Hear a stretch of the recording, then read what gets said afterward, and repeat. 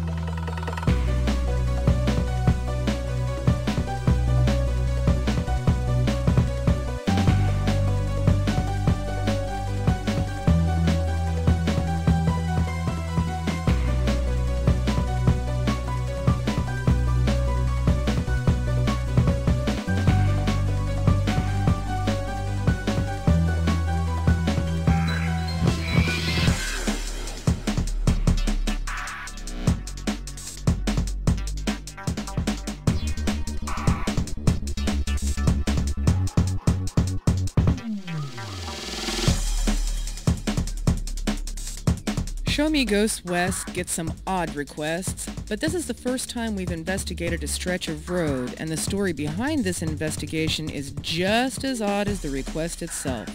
SMGW investigator Colleen May works as an independent filmmaker, and in 2007 she was head of the makeup department for a feature film called The Albino Farm. This movie was written, directed, and produced by Joe Anderson and Sean McEwen as a horror flick based on an old Ozark legend. While the filmmakers may have taken artistic license with their interpretations, and the movie was not shot at the actual location, the Albino Farm itself is very real. It's surrounded with bizarre stories, scary legends, and a strange vagueness in the local historical archives. When the film went into post-production, the editors found something quite unusual in the footage shot on a country road just outside of Warrensburg, Missouri. The following is an email from the assistant editor to the producers. About 3 nights ago, we were working on a compositing shot and we were trying to remove some garbage with a difference mat. In the middle of this process, we saw the image attached to this email. I assure you that no Photoshop work has been done, and this is with a difference map between a lockdown shot with a dwarf and the same lockdown shot without that person. What you're seeing is a degraded image of the original, and I have no idea why this happened. We shot with a Sony Cine-Alta F900 at 1080p, 23.98 frames per second on brand new Sony HD cam tapes and compressed to DV for an offline edit. Let me know what you think. It freaks me out every time I look at it.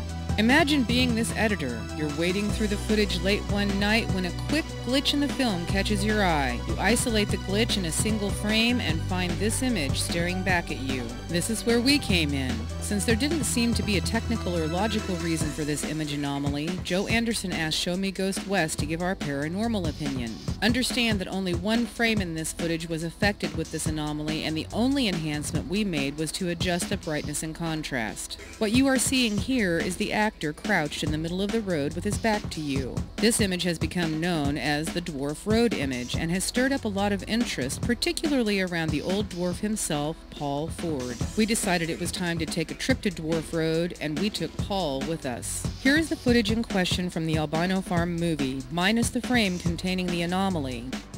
Colleen sat down with Paul for a few words before the investigation began. All right, Paul. This is Dwarf Road, man. Tell me about this. I want to know what you were doing out here and why. We were filming the movie Albino Farm. And I was playing the dwarf, which is just a character that freaks people out. And I was digging up roadkill. Try not to get hit by a car. Yeah. When did you see the photograph? A month ago. So it's just been a month ago? Whenever you finished it. Right on. So you saw it when we released it? Yeah. Right on. How did it make you feel whenever you saw it? It was interesting. Yeah? First it was, don't believe it, and it was like, well, let's see that. And then, I mean, there was this whole story about it, and I was just like, I've never heard that. And then, who's there? Did you feel like it had anything to do with you? No, but someone suggested that was haunted. A little creepy sometimes, but I don't know about haunted. Yeah, I'm very creepy. So is intuition something, or ghostly experiences, are those things that you've had experience with in the past? Yeah, a couple times. Yeah, you want to talk about those? Like one was when my grandma passed, so it was kind of weird. We heard a door shut, and next thing you know, let's go. Wow. Kind of like she just got up and walked out. Yeah, it was kind of creepy. The other time was when I was like 15. I was playing with a Ouija board, and I never told anybody my middle name. I did it forever. And then we were playing with somebody who didn't know anything about me and spelled my whole name out. And it said I had a message for you. And that was it. What was the message? I got up and left. You didn't wait for the message. I didn't wait for the message. I just left when it spelled Paul Edward Ford, and I was like, oh, time to go. So how do you feel about the paranormal in general? I think it's interesting. It's hard to believe and it's hard not to believe. So, you know, it's kind of one of those, you know. Based on experience? Yeah.